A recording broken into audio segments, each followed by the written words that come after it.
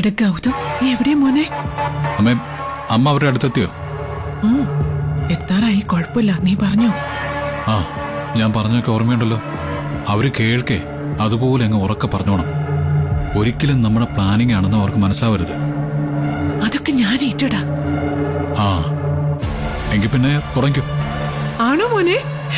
അതെന്തായാലും നന്നായി. അപ്പൊ ഈ അരവിന്ദൻ എന്ന് പറഞ്ഞ ആളാണോ നിധിക്കെതിരെ കള്ളമൊഴി കൊടുത്തത്? ഈ അരവിന്ദൻ എവിടെയുണ്ടെന്ന് നീ കണ്ടുപിടിച്ചോ? ഒളിവിൽ താമസിപ്പിക്കായിരുന്നോ? ആഹാ, കൊള്ളാലോ. ആന്റി, ഇനിയിപ്പോ എന്താ നിന്റെ പ്ലാൻ മോനെ? അതൊന്ന് പറഞ്ഞതാ. അമ്മേ, സൂപ്പർ ആയിട്ടുണ്ട്. നിർത്തണ്ട, കണ്ടിന്യൂ.